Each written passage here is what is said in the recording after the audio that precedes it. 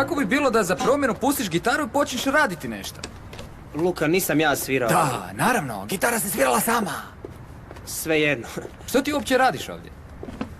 Imao sam puno posla pa sam htio razbistriti misli i... Odlično, znači samo trebaš krenuti raditi. Ej, A što ti radiš ovdje?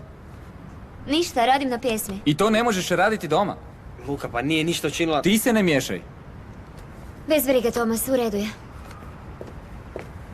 Zašto si takav, Luka? Kakav? Odgovoran. Gledaj, nisam zaboravio da sam došao iz Italije preuzeti Ujakov posao. A ti tu glumiš pop zvijezdu. To govoriš jer sam upisala tečaj u studiju. Ti to ne razumiješ. Svi njihovi polaznici su ili profesionalci ili zvijezde. Na tebe otac troši sav svoj novac, a uz to ti ništa ne radiš. Najmanje što možeš je ostaviti zaposlenika na miru, ha?